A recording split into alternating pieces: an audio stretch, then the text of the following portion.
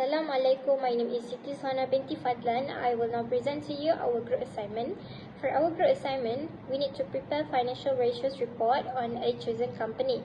My group consists of 5 people, including me, and we also have Samuel, Aisha, Atika, and Zulaika. The company that we choose for this assignment is 7-Eleven, and the reason because 7-Eleven is an already established company and they have a wide scale of competitors across the world. As for their company background, 7-Eleven first started in 1927 as an ice company in Texas, USA. Then they changed to convenience store and rebrand the name to 7-Eleven. Until today, they have over 85,000 stores across 19 countries. However, for our company, we actually choose 7-Eleven Malaysia Sendirian Berhad. 7-Eleven's nature of business, they primarily act as a retail company that sell convenience brands such as snacks, drinks, and other basic necessities. And not only they resell items, but they also sell their own brand as shown in the picture here. Their strengths consist of a strategic location, selling convenient product, have a strong brand, and giving different type of services such as ATM, bill payment, and top up. For their weaknesses, they have high cost, they have many competitors, they tend to sell limited item and at a higher price. Now we go to the recommendation. In order for the company to increase their liquidity, they can either fully optimize their inventory or they can reduce their short-term liability. To improve the activity, they can use a system called just-in-time, so that can help them to keep stocks at a minimal level and allow supplier to timely deliver goods. And then to maximize the time interest earned, they can refinance their existing debts to either lower their interest rate or extend their maturity debt. Last but not least, to increase the profitability ratios, they can introduce new products, enhance their marketing strategy, and target different type of customers group. So let's move on to type of financial ratio. We have a 4 group of financial ratio. First is liquidity ratio, second is asset management and activity ratio, third is leverage and debt ratio, 4 is profitability ratio. So first we are going to go through with the liquidity ratio. Liquidity ratio is the ability of a company to pay its short-term obligation using current asset. So for liquidity ratio, we are going through with the net working capital for the financial 7-Eleven. Based on net working capital, the highest net working capital is the better or more liquid the company. So with looking for the graph, the most highest net working capital was on 2023, which is 180,358 ringgit. On the 2023, is a more efficient and its function means the company have enough current asset to cover its short-term obligation. And while 2019 was the lowest net working capital, negative 36,526 ringgit, means they are inefficient function to pay or cover the current asset. Next, we go through for the current ratio. The highest current ratio is the better or more liquid the company. So what we can see for the graph bar, 2023 is the most higher when it goes to 1.16 times higher, means the company able to pay the short-term ability. When the 2029, the result is the most lowest when the 0.55 times, means the company less effective to pay a short-term liability. Assalamualaikum warahmatullahi wabarakatuh. My name is Ahmad Samir bin Haruni and my ID number is 2023297446, and today I'm going to present about asset management and activity ratios. It is divided by three ratios, which is average receivable turnover, average collection period, and inventory turnover. Okay, for the first one, average receivable turnover, the indicator is the higher the RTO, the better or more effective is the company in collecting debt from the customer. So, as we can see in the graph, 2019, higher in RTO, more better. So, the company has high quality customer that pay their debt and the company good at collecting debts.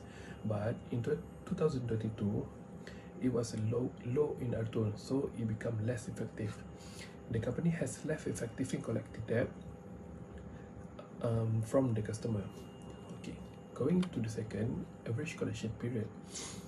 So as we can see, the graph is gradually increase and then decrease, but the indicator for ACP is the shorter the ACP, the better, as the company is able to collect the debt within shorter period.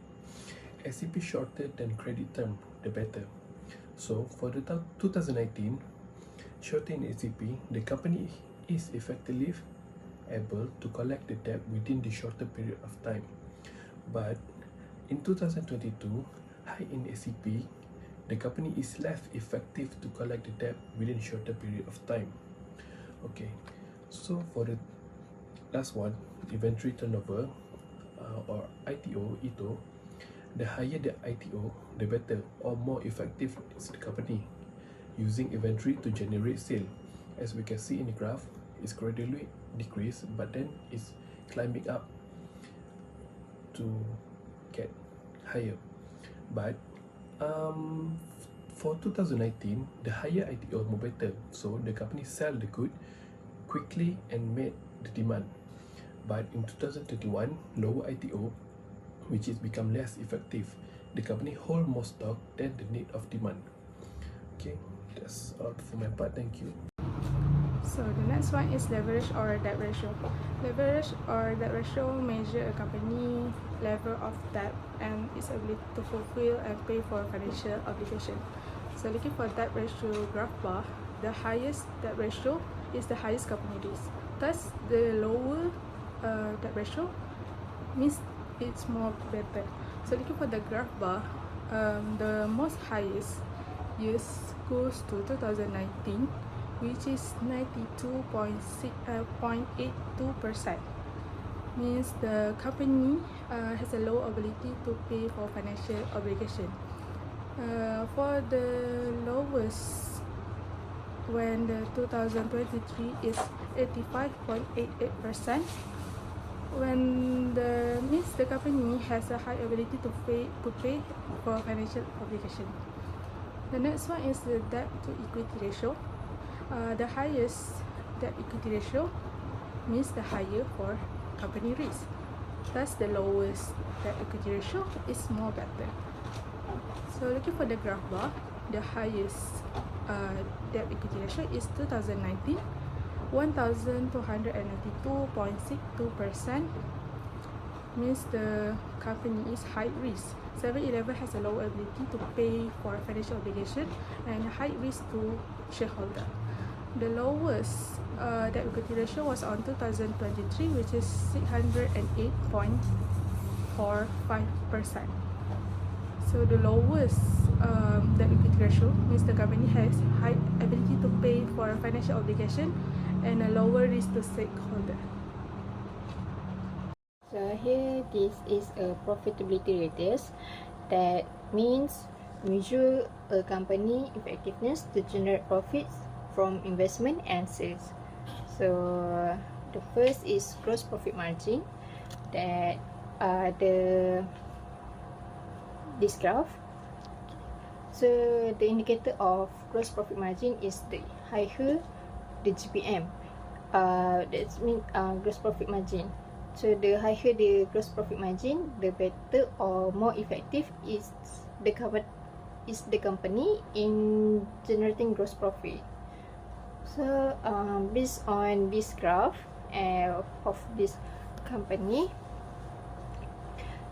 2009 at 2019, that's the percent is 31.36%, is a higher gross profit margin, more better company. That means the company is effective in generating gross profit. So on 2023 is to the percent is 27.02%. That's the lower gross profit margin, less effective. That means the company this company is less effective in generating gross profit. So next is the net profit margin. That's the indicator is the higher the net profit margin, the better or more effective is the company in generating net profit. So based on this graph, at 2019 is a higher net profit, more better. That means based on this graph, the company is effective in generating net profit because the percent is 2.29%.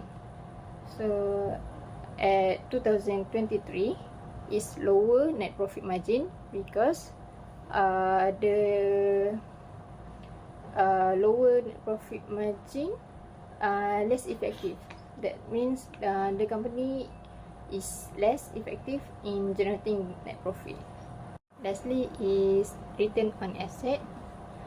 Okay, the indicator of return on asset is the higher the return on asset is the better or more effective is the company in generating net profit using total asset. So that based on this on this graph, the at 2019 is the higher return on asset, that